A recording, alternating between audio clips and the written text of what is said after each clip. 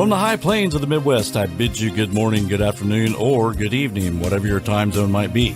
My nod to the late and great Art Bell. I'm Keith Sharp. And I'm G. Dressel. And we welcome you to Life After Life, a paranormal webcast where we talk about the paranormal, UFOs, or the unexplained. And the biggest question of them all, what happens when we die? Stay tuned.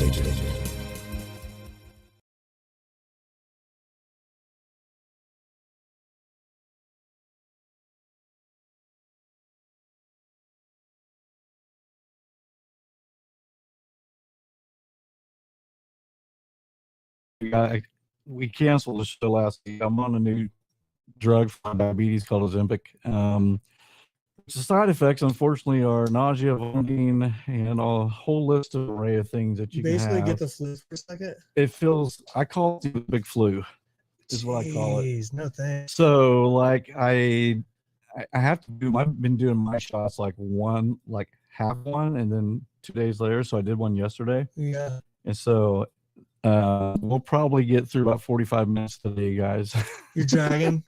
A little nauseous, but like we were talking to the guests before the show, it's like, man, we go viral with that, couldn't we? Yeah. Then we'd have to sick on here. Then we'd have to monetize the show, which I don't want to do. Screw that. Man, look, see, we're still getting a low signal. Yeah, we're still having internet problems. I'm going to call Cox to get out here. It's been crazy. We had 12 or 15 tornadoes? Quite a few tornadoes. I was in the hallway under a mattress. Really? Yeah. Yeah, so we had a record for February of 12 to 15 tornadoes in one day. Crazy. So it was, that one was just 4 blocks from us from the it was like steel plant. I know. But it must have not dropped it. Yeah. Right?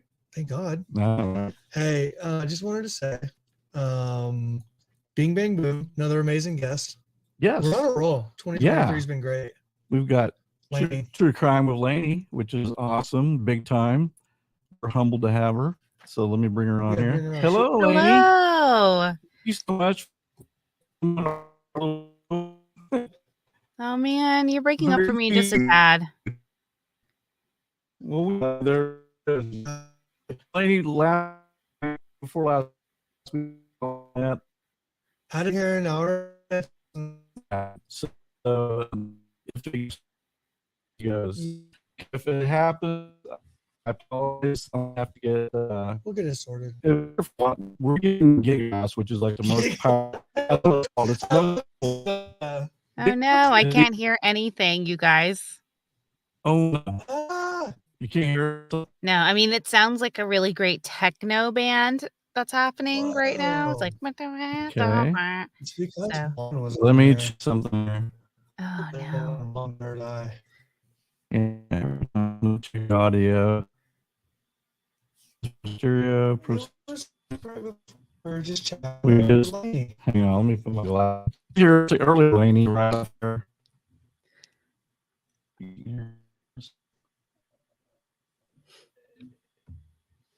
Was it? I had to check 1, 2.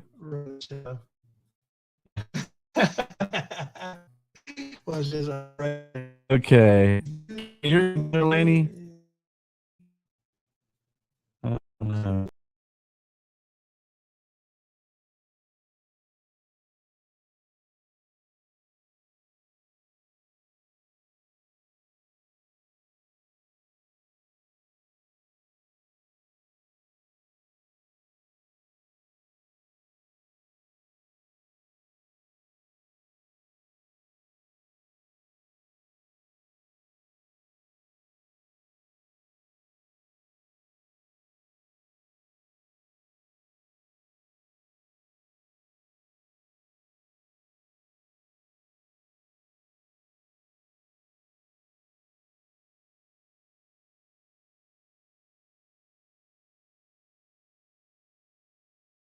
Sorry, I don't know what happened. So Lanie, if this, we're having this problem a week before last. If this happens again, you guys, I'm sorry, but we'll have to postpone because I'm gonna have especially for what we're paying for this. Damn it, I'm paying a lot of money for this. I was like, super fast internet. I said, see you later. No, I was kidding. Yeah.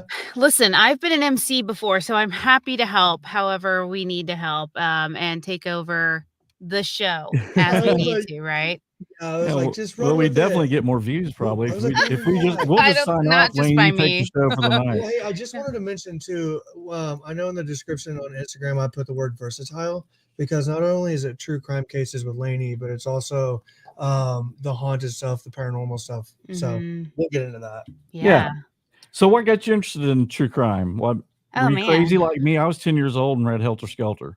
Yeah, no. So I was very close behind you. I was 12 years old, and my mom had this like huge library of books, like on a bookshelf in our house or apartment or whatever. And I grabbed a book one day called, oh my gosh, House of Secrets, and I devoured that book, right? And I was like, oh man, that book is so crazy. It's so weird. I can't believe um somebody like came up with that stuff. Like even in my 12-year-old brain, I was like, wow, you're super sick if you came up with like this as a fiction story. Yeah.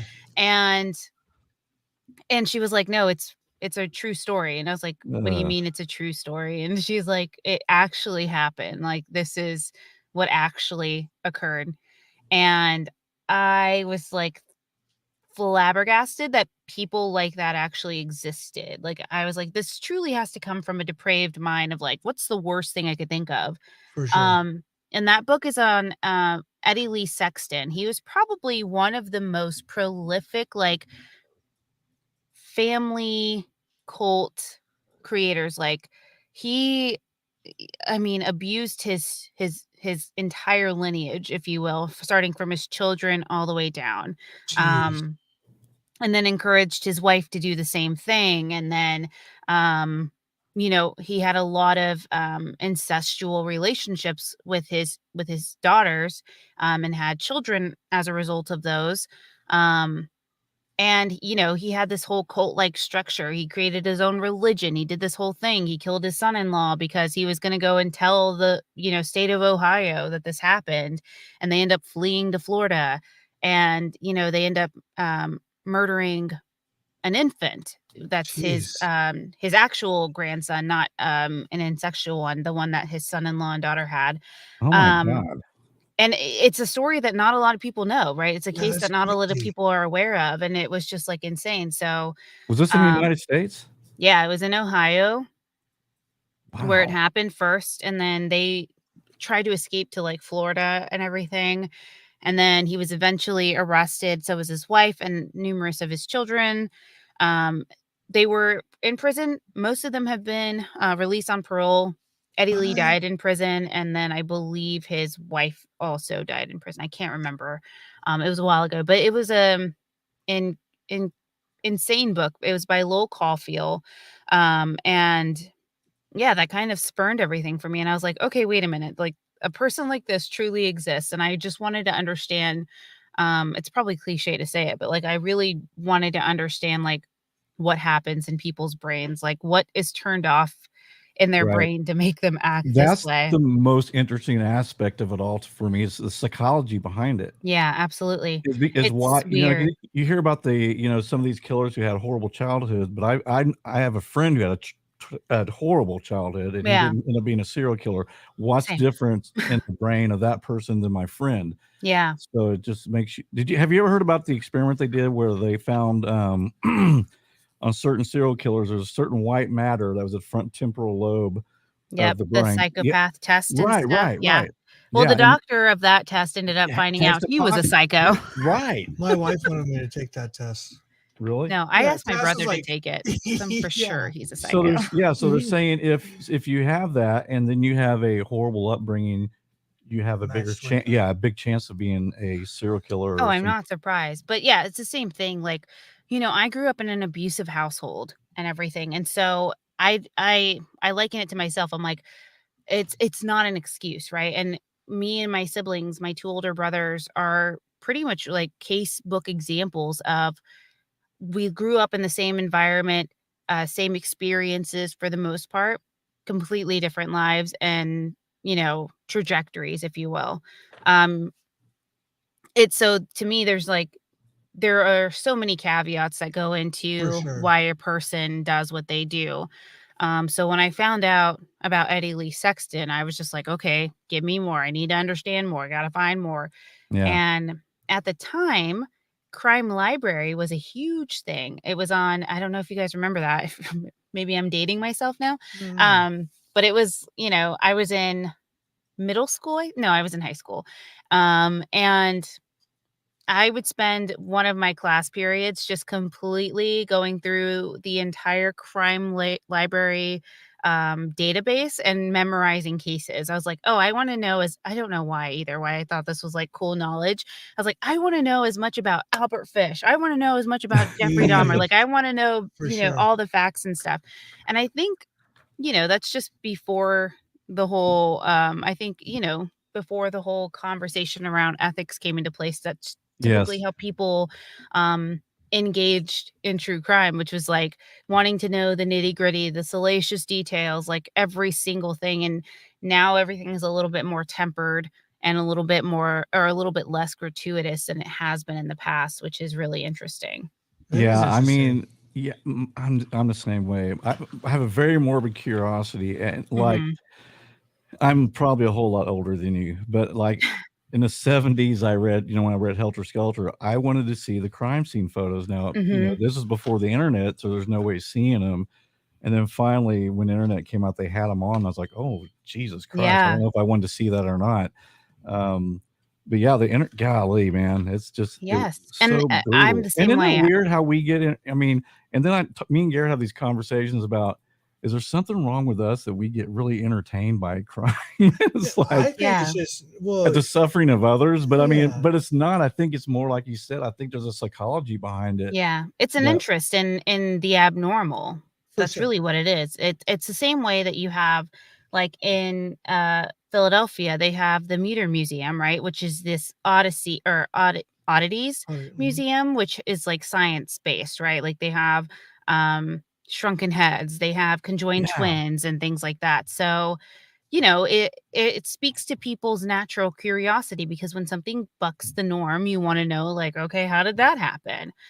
It's natural. I don't think anybody should be shamed over that type of curiosity. I think what you do with that curiosity is what makes a difference, right? Well, and Um, I mean, I don't think it's too odd that true crime and paranormal have somehow like intersected, yeah, especially like in our area that we're in, yeah, because yeah, it's a curiosity we of talk it. about it all the time with our near death experience episodes, or mm, even we have a medium where it's like, why are we so into this? Oh, well, because everybody's really fearful of it, and I right, think there's a part of true crime where that fear is also, because to think that it's not a fear on most people's minds, especially in America, when you're like literally or anywhere in the world where you're surrounded by violence all the time, would be right. nonsense.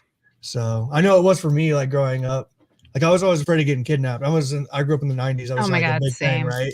Yeah, like I don't feel like my kids today are like it's not even on their mind, Yes. Yeah. and so yeah, I just think it's part of the human brain Do and you who we think do are. you think people have been desensitized?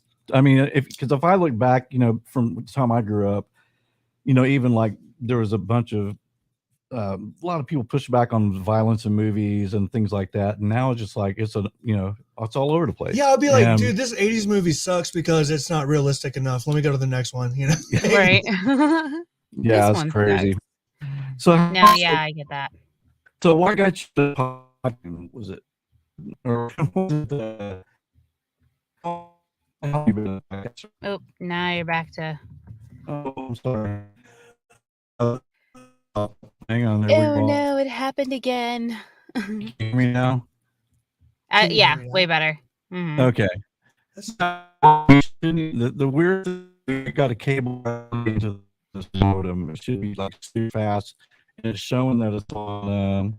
That's the Wi-Fi thing. That's the signal we're getting, which is one bar, which is I will call it tomorrow about that. I apologize, Lanie, for that Oh, no happening. worries. Listen, it's what kind of happens, right? No, I just figured out the and chat bit. especially Yes. as we got so many other friends who do YouTube shows and they do videos, and they're like, "You're crazy doing a live show, dude." It's a whole different beast. I do a live show that's like a companion podcast for um true crime cases. Or it's called true crime convos. And part of that is doing a live stream and just going like, hey, I want to talk to, I want to talk about things that don't fit like the narrative style that's on my show, right? Like I Yeah. do kind of segments like this where I'll have my last one before everything in my life kind of went to crazy town was on a Munchausen by proxy syndrome provider or survivor. And you don't hear those stories very often of a person who's grown into adulthood who survived Munchausen syndrome by proxy, right? Yeah. And she's incredible, and she has this whole network, and she was putting out this call to action to say like, I want true crime creators who are sharing these stories to like talk to people who have survived from it. And I'm like, what an interesting like story you have. So yeah, doing live shows is a little intimidating because you want to be interesting. You want to make sure like you have enough content and enough kind of interest to pull an audience in. And so it's really Right. great that you guys have people here to do that. And so you're Yeah, doing amazing. it is nice. And the biggest challenge for most people is like, I've seen some bad ones where it's like they don't know what to ask. So they go, well, You got anything? yeah. So, no, but so what got you into podcasting? Oh man. Okay. So I am a very corporate minded person, meaning like I grew up very, very poor. And the only like notion I had of success was having a corporate career and climbing the corporate ladder. And so I invested a lot of my time, worth, and energy into saying like, I need to have the best job possible or multiple jobs to sustain a lifestyle that I want, that I know I can have, blah, blah, blah. Like in college, I worked 4 jobs. And then when I graduated, I worked 3 jobs. Like I was just always working. And I invested so much of my time into just having a job and making money, right? Just to survive, not even like living this lavish lifestyle. It was just like, I want to be able to pay my rent. I want to be able to do this, luxuries, I would say now, because the way, rent's gone up for people. So it was 2015 and I was at work one day and I was just like so burnt out. I wasn't making a lot of money at all. And I was burnt out and I was talking to my boss and I was just like, I'm not like happy. You know what I mean? Like I'm trying to do so much and I'm trying to find value in what I'm doing and in my worth in this work. And she was like, girl, you need to get a hobby. Like you need to do something else. You need to do something else. Like if you're looking for happiness at work, like you will never find it. You will never be happy. So you need to find a hobby and find something else to make you happy. Right. So I was like, okay, if you say so. And I'm the type of person, like I listen to my leaders. Like I love to learn from them because they've gone up in the ranks and stuff like that. So I really took that to heart and I was like, okay, she's tasked me with finding a hobby. What do I like to do? I had no idea. And then one day I was listening to NPR and I heard Snapped Judgment on there. I love Snap Judgment. Yeah. And Glenn had mentioned something about like you can listen on whatever iTunes was called, like before Apple Podcast became a thing. Now I already forget. And I was like, what the heck is a podcast, dude? Like, what is that? And then I found it on my phone on the app and I started listening to it. I was like, wow, I wonder if there's true crime podcasts because now you've opened this like world up to me. Yeah. And sure enough, at the time, there were only like 3 well-known podcasts, right? There's one who's a douchebag that we don't talk about. Yeah. Then we have, Who is it? I have no idea. And then The Vanished, which was from Marissa, and then Generation Y, right? So like those were the top 3 podcasts that were like floating around, and I absorbed them like crazy.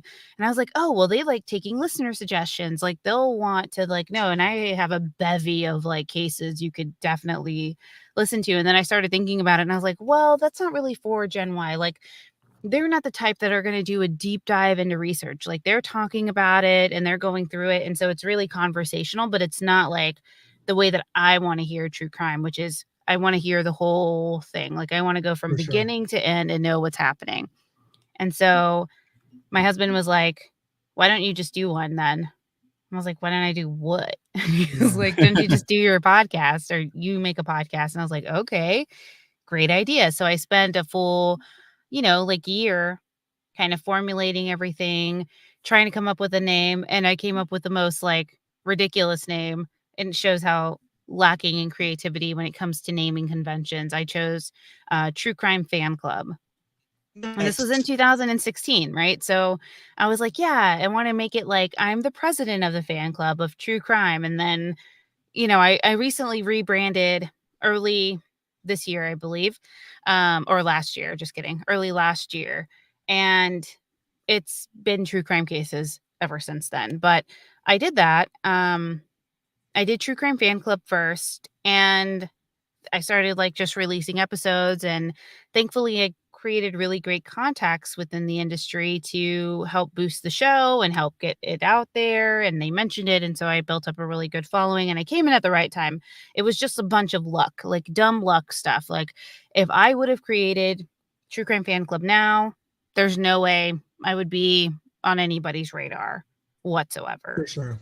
It's just the luck of the draw, unfortunately. And now with true crime, it's such a super saturated market, which is why I wanted to go into paranormal, which is another thing I was really passionate about. I've created like 4 shows, Right. so all like different Jeez. concepts and stuff. But I've kept 2 of them alive, which is True Crime Cases and It's Haunted, What Now? And I'm planning on launching a third. But that's taking some time You're a because workaholic. I know I'm crazy. And then I have, the live stream show that I do.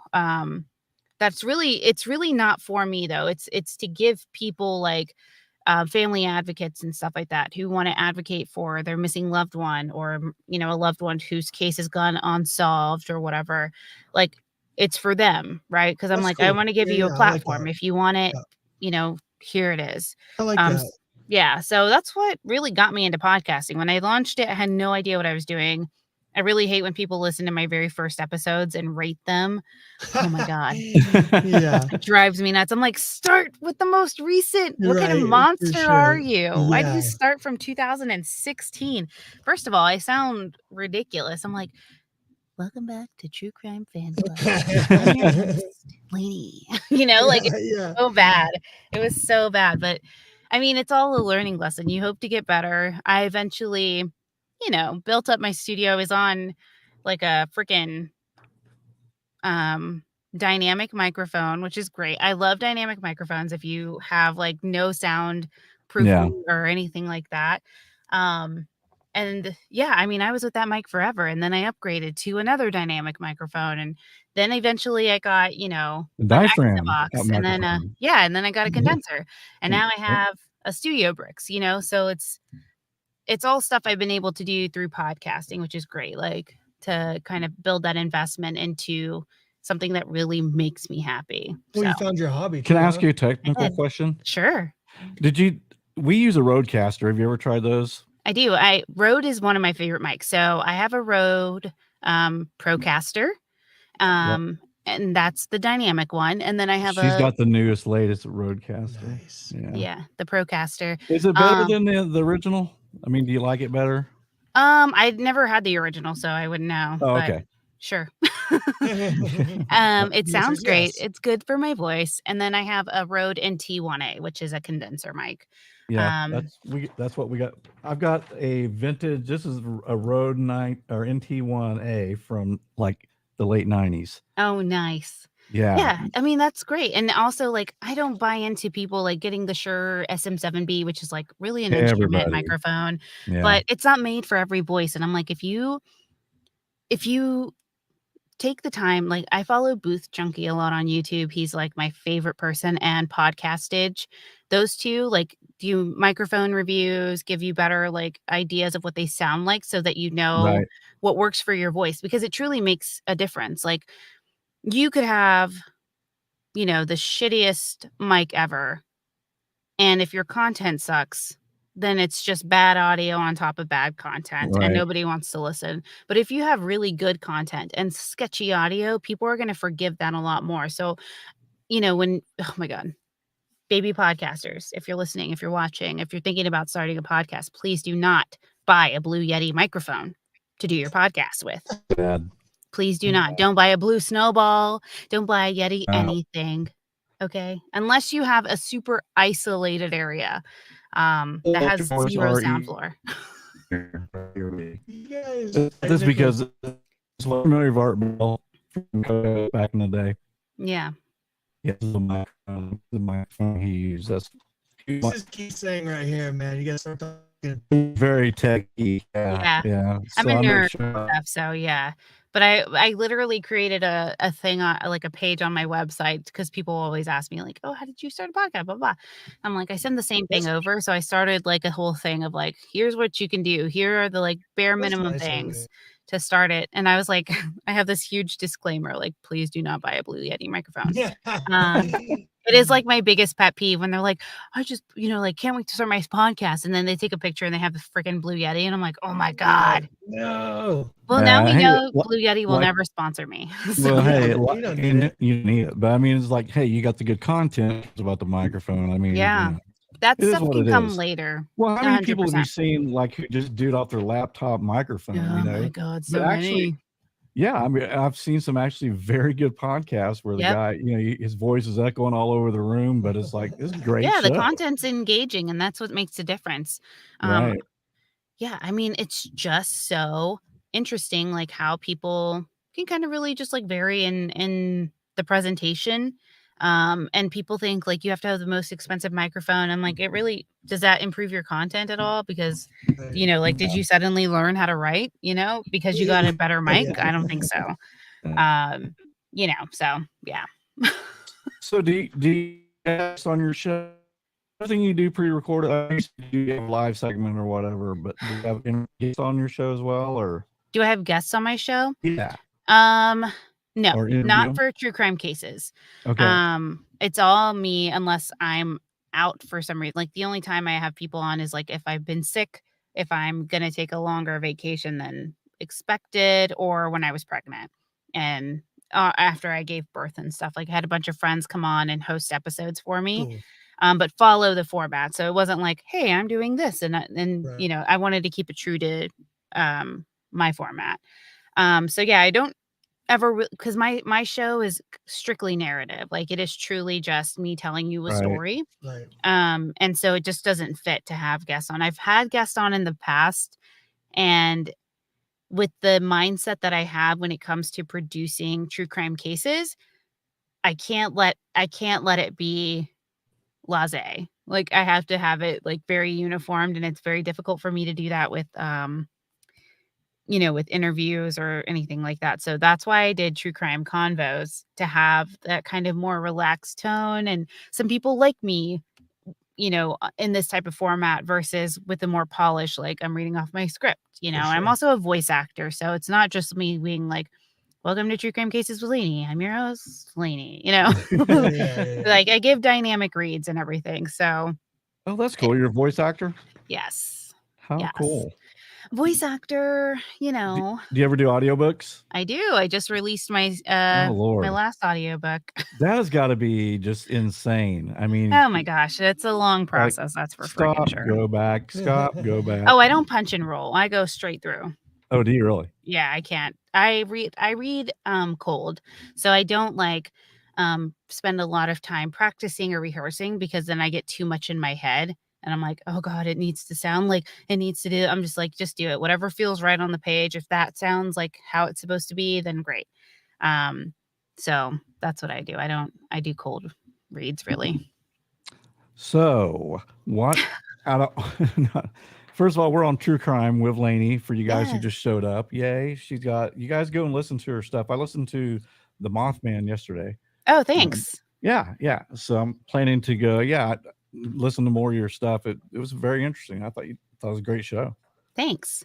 So that's my paranormal podcast. It's called It's See, Haunted. that's what I like. What now? Yeah, I'm totally into the haunted stuff. I probably Me maybe too. even more than the true True crime. Yeah, Same. well, in this year, because everybody. Well, 2023, the things Garrett and I talked about, like we talked earlier about Delphi and Mhm. Idaho, where everybody's covering it. Oh yeah. You know, I mean, what else do I have to add to that? You And know, here's the thing though. I get the monopolizing on, these really big cases. Who did it just recently with like Gabby Petito, right? yeah, I think it was Going West or something like that.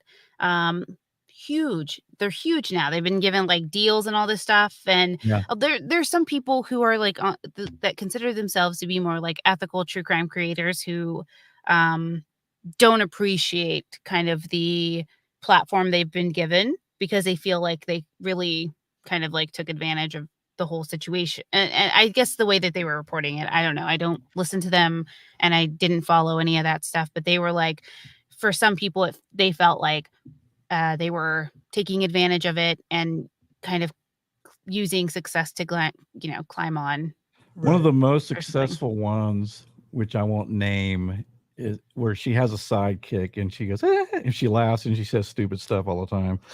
Okay, well, TC, that's at least 3 that I could think of, so it's not dialing it down any. I think it's TCJ. I don't know. I don't watch YouTube. Junkie. You ever heard? Oh, Crime Junkie. Well, whoever it is. I mean, Like, I and got forgive me full if I got body that wrong, chills. but there, yeah. But Yeah. remember the controversy that went on with her The and plagiarism. yeah, she Yeah. was basically just completely plagiarizing everything and just But you know what's so interesting? Okay, so I was on board with that whole situation too. I called her out 100%. Obviously, I'm not on board with anything like that. But what is so interesting about that whole thing is that like there are indie creators doing it too. Literally that Yeah. are going to Wikipedia, copying and pasting it into their script and reading it. And they That's have a what I do. great and very successful show. And That's the Keith method. I'm I'm just, just no, kidding. I'm That's just the kidding. Keith it is method. not. Don't He's do well that. read. Now Don't listen, do that. I talk about stuff I know about. Well, so- Yeah. that's what's great. It's like it's funny because we actually like we are a paranormal podcast, life after life. Yeah. So if you look at like the cases we've covered, Zodiac, Black Dahlia, West Yeah. Memphis, tons of them, Tons. a lot of historic Yeah. ones. Oh Though my gosh. And Well, the Tons. stuff with Memphis. I had it noted on here because I was just gonna kind of like throw that in and see what Lanie said about it. The West Memphis What? or the Oh yeah, it's crazy. yeah. The DNA thing. Oh my god, Dude, that's driving what me in the freaking world? How nuts. come? Why can't? Hell, I'll pay for it. I mean, what's I mean, I know truly. I was like, here, we'll do it. But the problem with that is because there are so police many won't people turn who it will do over. it. Yeah, and they won't. It will automatically just be like called into question and like how secure is the lab? What was the evidence like? sure. And Yeah. it's a bunch of crap. Well, And listen, it's you like get- these are 3 kids. Why Yeah. wouldn't you want to know? Yeah. you had law enforcement that was incompetent. You have, if you uncovered, I mean, I think the biggest part of it is they don't want to be embarrassed. Yeah. And But they then need it's to get like, over it. yeah, and let's say they pull the DNA off, then they're like, holy crap, we got to open this case again. I mean, Mhm. we closed And it. prosecute the stepdad. Exactly. Well, Allegedly. if it's him, if it's Terry, I think that's Is his he still name. alive? Terry Hobbs. Terry Hobbs. Thanks. Yeah. Oh, jeez. Well, Lanie. I mean, if I'm I a was Hobbs. a good defense, I mean, a hair and a shoestring, Yeah. you could say, hey, the boys all hung out together. I mean, you could. That's an easy. Anything. I mean, you need- yeah, if you're a competent defense attorney, you'd be fine. Absolutely, yeah. What Yeah. they need, but man, get that DNA. But I think, like I said, I think it's a big embarrassment for the whole law enforcement Would community agree. there. They Yeah, need to be like the prosecutors in Adnan Syed's case. Not the prosecutors, but like the attorney general in Adnan Syed's case. He was Mhm. like, yeah, we kind of screwed it up and sorry, but they got to vacate the sentence because the evidence just isn't there. right. Oh my gosh. Let me tell you what. You want to know the most flat? Okay, so I don't engage like actually I do engage with trolls because I think it's a lot of fun and it's just very funny to me. But I literally did a review of Robbie and Ellen's new podcast called Robbie and Ellen Solve the Case. And their first episode was on Scott Peterson. And they basically were like, he didn't do it. here's all the reasons why, like truly looking at the evidence and not like the salaciousness of like, oh, he had an affair. Like just because he's a cheater doesn't mean he murdered his killer, wife, yeah. right? Right. Which I'm like, true. But let me tell you what, I posted this and I literally just reviewing the podcast, not like I don't care about Peterson. I don't care about any of this. Like I don't have a dog in the fight, whether he's innocent or guilty. Like he's obviously in prison. So it doesn't matter if you feel he's guilty and he should be locked up behind, guess what? Cause he is, you're going to be fine. It's going to be okay. Yep. But I just released that like on YouTube and it was part of my true crime convos, right? The live show I do. And oh my God, it's probably my most popular video on YouTube with the most trolls fighting with themselves in the comments. And I'm just like, wow, same thing. I posted it on TikTok and it was just like people coming at you like, oh yeah, well, if you think it, I'm like, you obviously didn't listen. Like you must have just saw the title and you hate like Rabia and Ellen and you disagree with their assessment. Great and wonderful. That's who you can tell. And I had people reach out to me because apparently there's this huge Scott Peterson. I can't remember if this person is like pro Scott or anti Scott, but either way, they sit firmly on one side.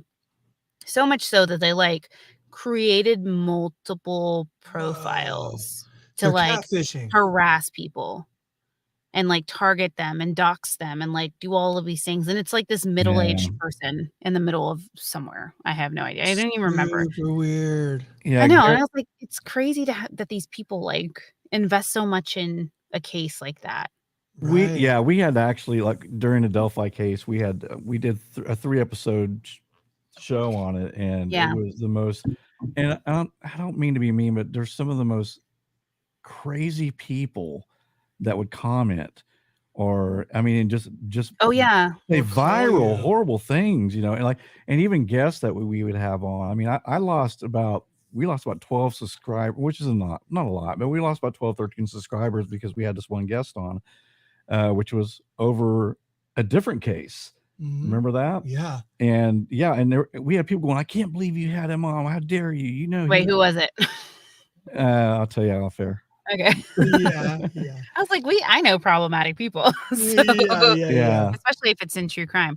But you had Bob on who Bob's did a lot. great. Yes, Bob Everybody is loves amazing. Bob. Bob Mata, Defense Diaries, baby. Yeah, this was about a year ago. You know what I'm talking about. Yeah, I know what you're talking about. Yeah, but you were talking about. He got kicked off YouTube, and then he came back on YouTube again. And I don't know how. I don't even follow him, but yeah, it was a big. Well, Bob had. Here's I already mentioned like I don't really want to talk about Delphi just because for sure. Right. To be respectful of Kelsey, right? But I think one of the interesting things and kind of what helps in all of this, Bob, he's a defense attorney, right? And I think it's so interesting for people, like for me, because before I did true crime and like really understood the legal system and law enforcement's part in it and all that stuff, like I was purely like prosecutors are always right, defense attorneys are always wrong and evil people, right? I believe that literally up until probably 2 years ago when the whole Adnan thing was like, of course you're guilty. Of course, like you would want me on your jury because I would be like, for sure, denying that, gonna find him guilty, death penalty, go for it. You would 100% want me. But then I started talking to Bob and my whole world just was like, whoa, what? Sure. They do this, they don't have to do that. And you realize like law enforcement isn't on your side when they're investigating a case. Like you just want to tell the truth, but they want to solve the case. And those two don't often or always align, right? It's who I'm going to find to do it. So with the Delphi thing, when I read the cause for, I forgot what it's called, probable cause affidavit. Yeah. When I read that, I was like, whoa, they have the gun. Whoa, they have the bullets. They have this like sign, seal, deliver. This dude's done. And Bob like dismantled everything. And it was like, he was actually, like actually this. Well, actually this. And you see the difference within the Idaho 4 case and the probable cause affidavit. And you see like how detailed and documented they were. Like this is all stuff that they use to say, like, this is how we found this person, Right. and look at all the evidence we were able to do. And you look at the Delphi case in that instance, and you're just kind of like, whoa, and Bob just always saying, like, it doesn't, the argument that people are using to say, well, they're just keeping stuff under wraps so that they can save it for trial. And he's like, that's not how it works. And no, that's not what they're doing. Like, this is all they have. And this is like a big reach. So, it kind of causes you to step back a little bit and go, well, we don't have all the details in this, right? Like, there are people harassing this man's family, his wife, and his Yeah. child and stuff like that. And it could be likely, if this goes differently in court, or if whatever, that this person is either the charges end up getting dropped because they really don't have anything or a lot, or something else. It's a Well, crapshoot, and it, people get so fired up over these things. For yeah, sure. even if you look at the PCA compared to Idaho's, it was very poorly written. Oh And yeah. Well, Oh that my was what gosh. was cool about and like one of the things, the first thing that jumped out at me, they said, well, we have a casing that has a marking on it that matches to the gun, but it says subjective science. And I'm thinking that's a defense person's dream, or Yeah. defense attorney's Right. Bob dream. was like, oh dude. Subjective Well, science. that was it was great about Bob is when we had him on, it was actually the Matt Sullivan episode, but then we had him on again later when the Mhm. affidavit came out. Then Mhm. we had him with the prosecutor's podcast talking about it. Yeah. And then the kickoff this year, we had Bob on after the Idaho one came out. Right. Yeah. So it was like really interesting though, if you like kind of go back through those conversations, just to really pick out everything he's talking about and what Yeah. he's actually saying through those like 2 months. It's actually super interesting. So I completely agree, Lanie. Yeah. I Yeah. mean, he bring up the point too that, he said, think about, he goes, there's not been one person that has said anything derogatory about Richard Allen. Nobody. They've all said Mhm. he's a great guy, nice guy. But but I could say, well, they said the same thing about Ted Bundy. He's Right. charming, just a super great guy. But Mhm. man, if that's all the evidence they have, It's gonna be really difficult. it's going to be a tough case. Yeah, 100% agree. I mean, So if yeah, you, I just thought that was interesting, like, there's these stark differences that occur in these PCAs. And I'm really thankful, to Bob for being kind of that light in all of that, to right, say, like, Right. here's how you really should look at it. Like, this is what it yeah, would look like to a defense attorney. And he offers this different perspective that I think helps change people's minds about how everything in the court system plays out. Like, the murder trials, a perfect Sorry. example of that. First of all, how dare you? yeah, my bad. Yeah. Like, whoa, is she serious? Please, No, I'm please kidding, I'm sorry. continue. I don't care. But yeah, no, I mean, like, the Murdaugh trial, I've been watching that nonstop, It's and I'm just crazy, like, man. I I'm watching Bob's assessments very closely, because I'm just like, they don't the jury doesn't have the same information, the same nuances that For we in the sure. public do. For So sure. they're not, over here going like, "Whoa, Paul did slap Mallory slap his girlfriend before crashing the boat." They don't know that. They don't know how this all plays into, Right. everything. But So you it's know what? just been really interesting. The biggest thing I'll tell you I learned from Bob was that because you think back, like how could you defend this this monster? But Mhm. you know what? Everybody deserves a fair trial. Yeah. Everybody, if they're guilty, they still deserve a fair trial. Well, Right. it's the balance. So It's yeah, Yeah. exactly. It's a check and balances, like you talk about a lot, and so a yeah, system.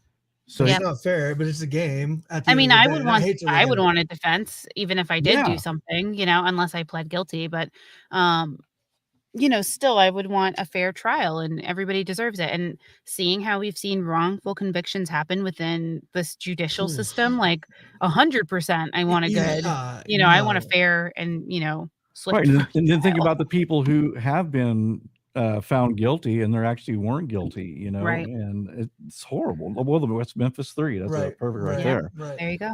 So tell me, what is your favorite case of all time and I know you studied a lot of them. Do you have a I favorite? know. I do. I think one of the ones that I find to be the most interesting that's still like I'll always read up on and look into and stuff. I have a lot.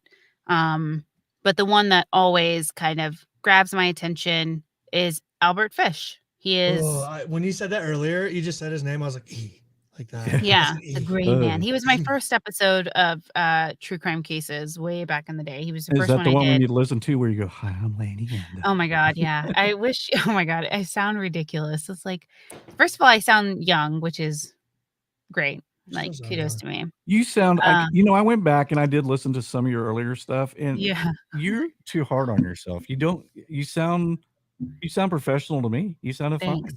Well, Yeah. I do sound like a Mexican girl reading a book report, which was one of my favorite No, reviews to no. ever get. No I way. was No, like, Really? "Well," no, I no. was like, That "Well, you're is not wrong. I am Mexican super and I am creative. reading." Yeah.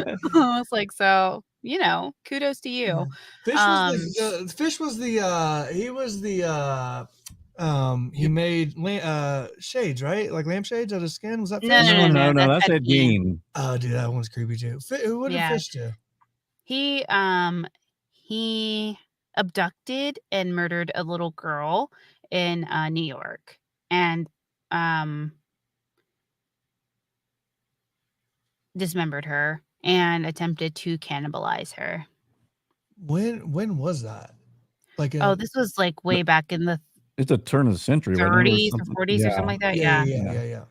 It's been a while since I looked at it, but I always think, thank you.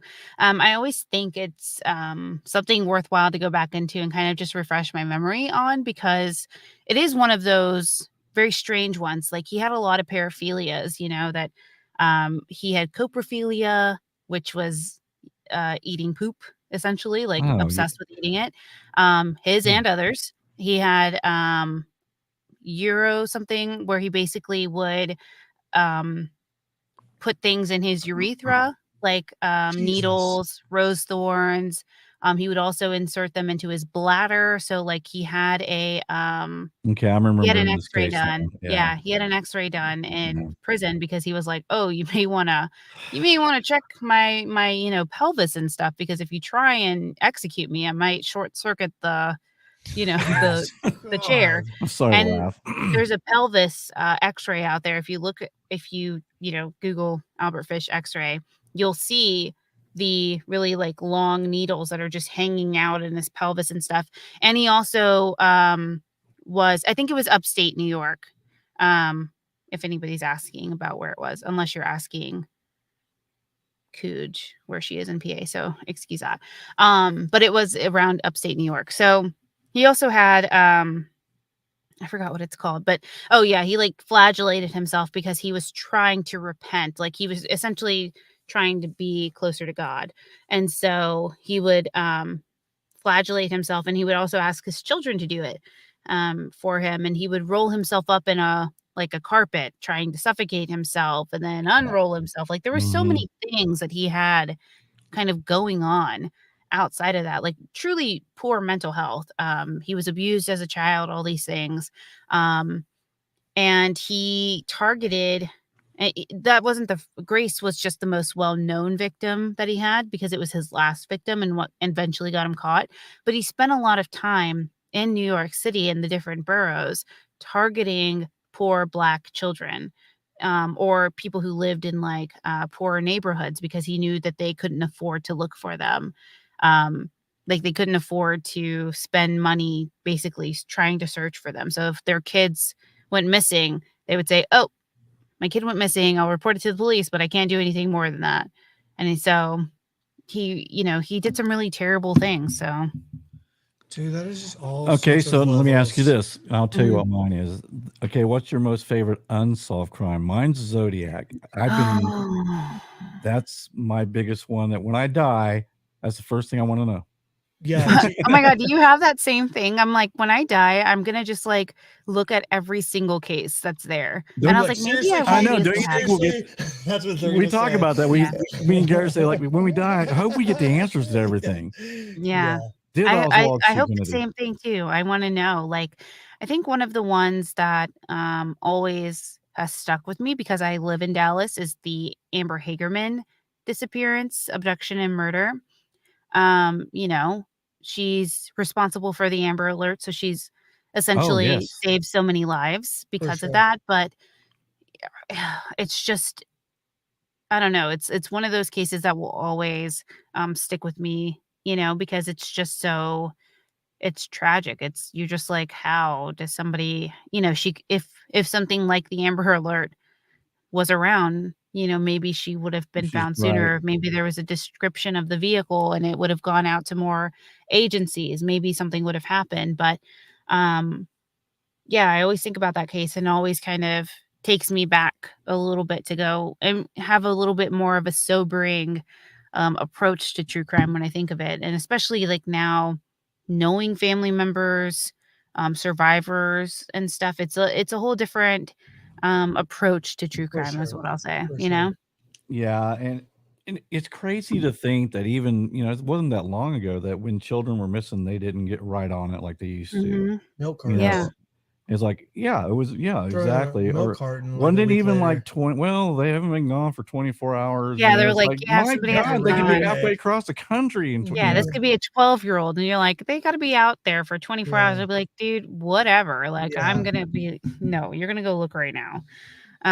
So yeah, I mean, that's one of mine, and the Zodiac is so interesting too, but I feel like it's a solvable case, you know? Like, if I we could don't solve the know. Golden State Killer, Yeah, I but think I we got mean, this. we're not even sure about the DNA. I mean, the DNA off the stamp could be, but and then the partial print that they got off the cab, they're still kind of like, might be.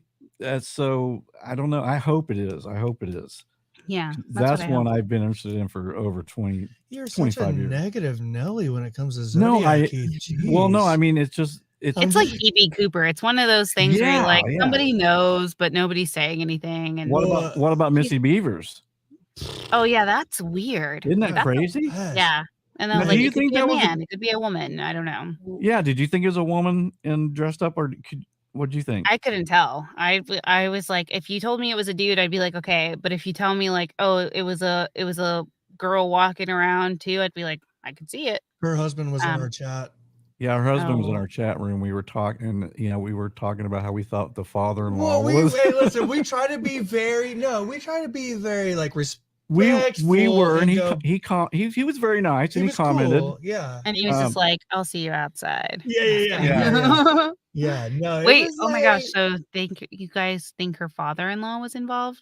I mean, the gate is like literally, I mean, it doesn't get any I don't closer, know. bro. I mean, it's hard I to. have to look into that. I don't know anything about that. Well, just watch our Yeah, shows. Okay. You'll learn everything you need to That way learn. we'll get one more view. Yeah, right. I secretly am trying to get another view. I'm like, just Lanie, I'll You send know, it to just you. subscribe. I think I just Yeah, subscribed yes, anyway, so yeah, wonderful. Did you thank really? you. Yeah, of course. I love you. Thank you. Yes, yes, yes. That's awesome. Hey, You I got did like wanna, 1,000 followers, like, that's amazing. yeah, we're getting up there. Hey, That's here, well, I was so It's like a Keith, David Letterman movie. I'm Yeah, we're like, no, okay. like our superpower on the show though is like our guests and our conversations. Yeah. Like we're just Mm. look at Lanie. Oh. It's been a great show, man. Hey, I actually wanted to so two cases I wanted to. Well, I have a whole list of your case. No, but I saw one thing. I just kind of want to touch on this. The Beavers Yeah. brothers. That was in Tulsa, right? That was up Yeah. in Oklahoma. Dude, Yeah. that one is The so Bevers, That's weird. weird I too. think. That is so Yeah. weird. Now that's the The one that's The recent, brothers, right? the brothers. Yeah. Yeah, where they Killed basically, their, like, plotted to seriously, like, kill their entire family. like seriously kill them Right. all. Okay, Yeah. that one I just that Siblings was and everything, which was so hard. I was just like, "Man." it was Yeah. two brothers too. You know what I mean? Yeah. Like It's Like a strange. little, I mean, it's like I think their youngest brother was, like, 6 or so, and I'm just like, "Can you imagine just, like, no, just chasing your sibling down to do that to them?" yeah, Like, yeah. it's It's so just such crazy. it was it was just an awful thing, and it was so close to home. That was like Yeah. that's Yeah. right up the road. The other one was I just kind of want to ask. Oh well, Jerry Burdos is that how you say his name? Oh, yeah. Because The we cover some serial killers, but dude, that guy is unbelievable. the shoe Buffalo Bill. guy. Yeah, the shoe guy. Yeah. What in Yeah. the world with that, Lanie? That was a weird one. I got that case off of Mindhunter because I was like, I "This saw that was guy?" Yeah. yes. Yeah. Very interesting dude, and so many like, the thing is, especially, like, back in the 50s, 40s, 60s, like, that time frame, like, people kept so much stuff to themselves that was like severely problematic. Like people knew about him. People Right, knew he right, was right, like right, he had right. these fetishes and had these things. And again, I don't kink shame. I don't do any of that. Yeah, But yeah, I'm yeah. like, when it comes to like having a kink that leads to you killing people, then I'm like, you Yeah, know, yeah, yeah, yeah, Then that's yeah. a little pull it strange. back a little bit, guys. Yeah, yeah. So yeah, he was just an interesting dude, and he was like he was not very smart. So this was all dumb luck, and that just shows you like these, you know, these criminals are like they were so clever and manipulative, and I'm like, yes, some of them are, but you got people like Jerry Brutos who's like fug and just dumb luck. Right. Same thing, like has a person like literally has somebody hanging in his garage, and you're like, didn't know that. My family's walking upstairs, no big deal. I'm like, Yeah. what the heck? Yes, it's the Bever brothers. I think it's Bever. spelled Beavers, but No, or it's I don't remember how it's spelled. Bever. Yeah, so Yeah, yeah, Bevers. yeah. Yeah, someone It says is something in the Bevers. chat room about it. Yeah, they're Yeah, yeah. so that's the one it is. But yeah, that was crazy because then they found the kids in the woods, like the brothers in the woods, and they were like splattered with blood and everything. People were like, "Oh my god, are you okay?" And it turns out they're the ones that did it. Yeah. So yeah, Ugh.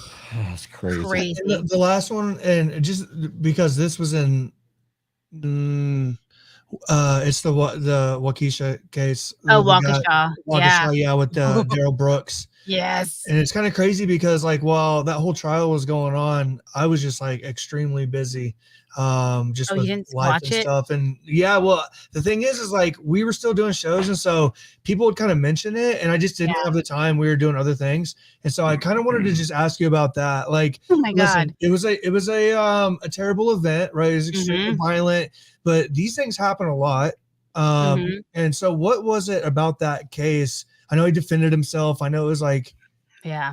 so You know, the reason I even found I remember when Waukesha happened, right? Like when it happened and when right. it made the news and everything, but I didn't pay attention to it in the sense of like, oh gosh, I want to keep track of that case and know what's going on with it. I was like, wow, another terrible, you know, intentional act brought out in public again, yet again. You know, I Right, think it was right, at the right. time when it was just like constantly like Yes, every week yes. happening. And so you're just like, I can't keep up with all of the things that are happening. Right. I actually saw it on TikTok, and people were posting like viral moments and viral clips from the trial. And I was like, you know, on TikTok one night, and I was like, what the hell is this? And I just kept going, and I was like, oh, this is that guy who did Right. this.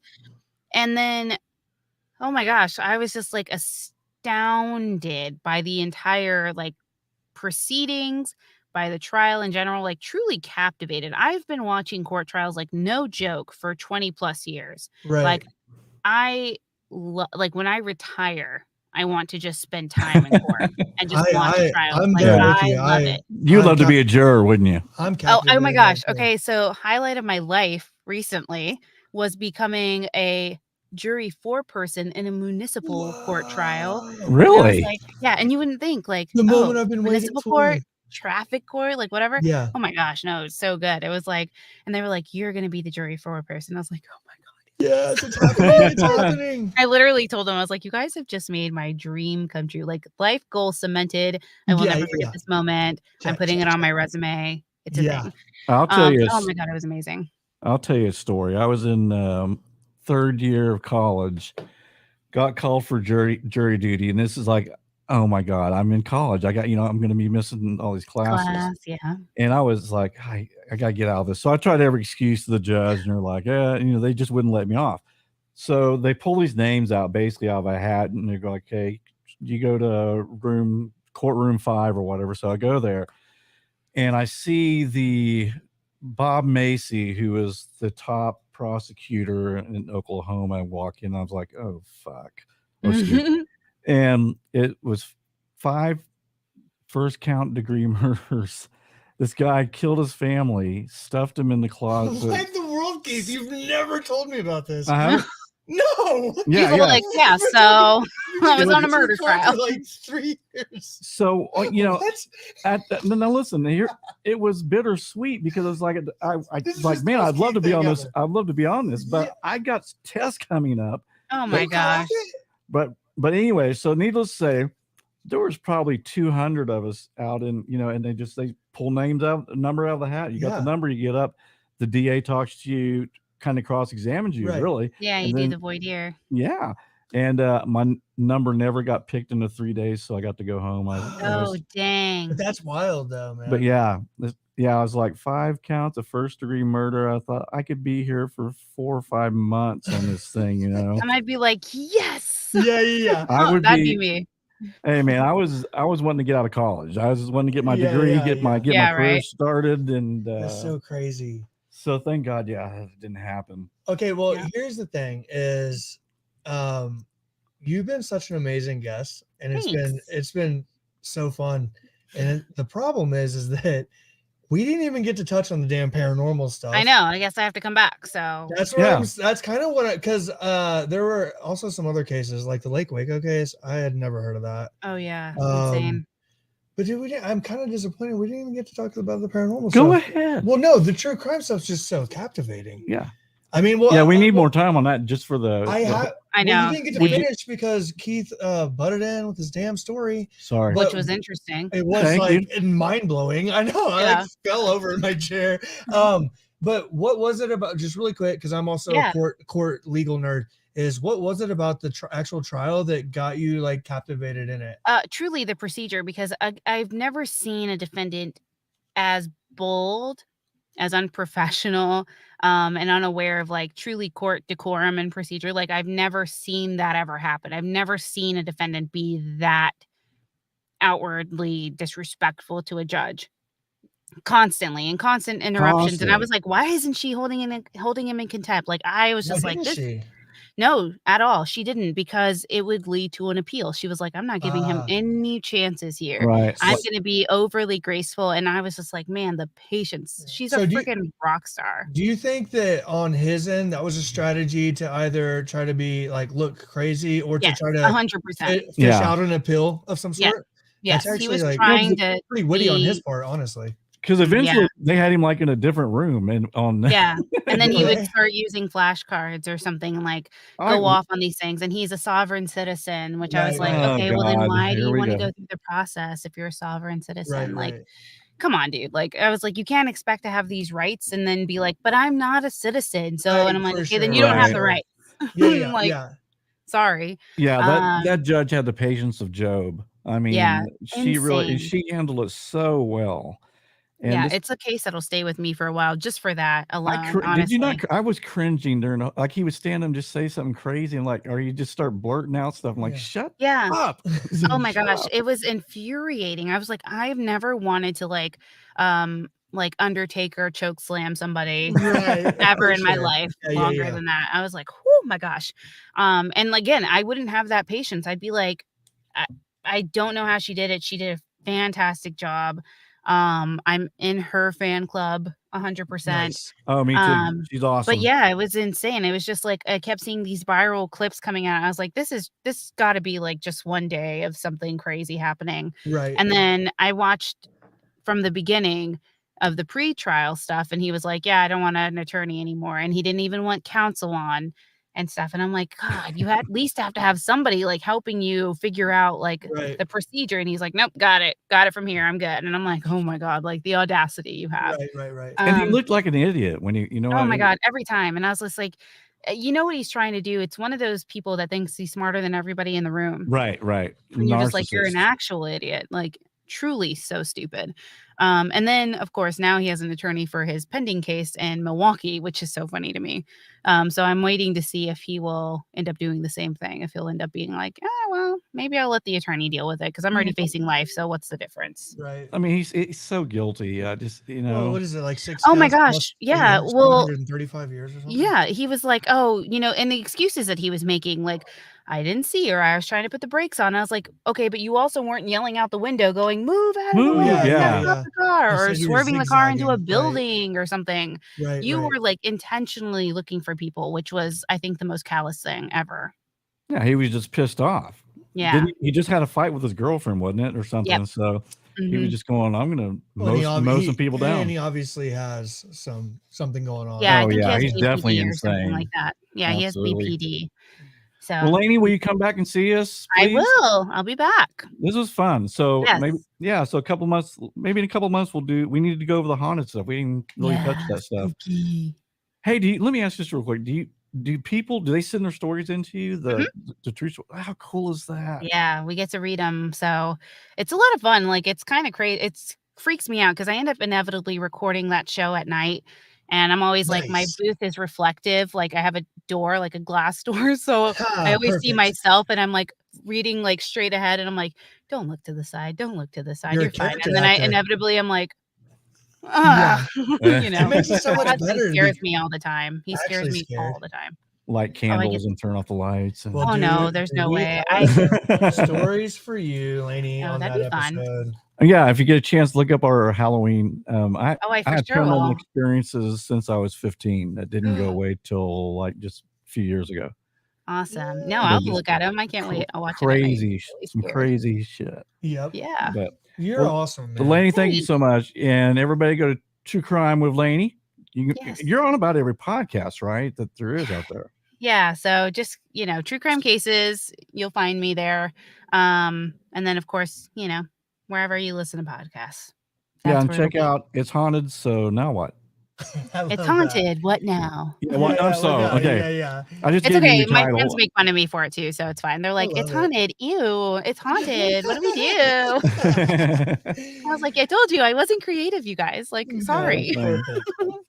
Well, But thank yeah, you so thanks for much for having coming me. on, Lanie, and we'll get back in contact with you, get you back on Yeah, the for show. sure. All Awesome. right, Thank have a you. good night. Bye. Bye. Thanks. Bye-bye. Bye, guys. Bye. That was fun. Did it again. Awesome guest, dude. That was good. That was fun. She knows her stuff. I know I wrote some stuff for paranormal stuff, but I thought, well, Hell yeah. we you know what? We even made it to What a good just dude. about on time. Yeah, I thought I was so nauseous at the beginning of the I show. knew once we jumped in, we were gonna be here. Woo! But I've lost 22 pounds. And Can you look anybody great. tell out there, Lamb? Yes, No. I can. You look great. 22 pounds. I'm going to go for 30. Nice. So, and then if I hit 30, maybe I'll go for 40. Who knows? Dude. Maybe I'll go to. I'm like, hi. I like, there's a skeleton. I'm like, this is Keith. Nice. Yeah. To Yeah, my doctor told me, she goes, I'm happy with the weight you're at right now. She goes, she goes, you don't have to go any lower than you've lost 22 pounds. I'm like, well, for myself, I want to, I want to lose 2 more pounds and I'll be okay. Perfect. But God, it's hard getting there. That stuff, that medication, man, it's brutal. I mean, some people even have worse symptoms than I have had, but I mean, it's basically when you double your dose every 4 weeks, right? And it's literally, and I'm not joking. So any of you guys who are thinking about taking Ozempic for weight loss or diabetes, go slow. I stayed on 0.25 for 8 weeks. It's literally like when I upped the dose, it was like having a stomach flu. No thanks. I mean, I couldn't even, I could barely get a sip of water because your stomach feels so full. Yeah. And you just feel like, God. And the thing that sucks is you get really thirsty and dehydrated. It's like you just want to guzzle the water, right? Yeah. And you can't do it. Can't do it. All right, guys. So, great stuff, man. Garrett, who are we having on next week? We are having those murder girls. It's gonna be another murder show. More murders. We gotta get back to the spooky stuff, That's man. the following week. Yeah. I was supposed to be in Florida, but I'm gonna stay here, and we're gonna have a show. Oh, okay. Yeah, because I saw you said you had to have a day off, or we having a week The off or 16th, something. but not that. Nope, I'm staying here, and we're gonna do a show. All right. Maybe get Van on for that. We have to talk UFOs. There's a bunch of UFO shit just happening so much lately, dude. It seems like it's increasing. It's getting crazy. UFO sightings are increasing. But we'll talk about it. We'll talk about it. All right. We love you guys. Thank you so much Good for night. showing up tonight, and have a fantastic night.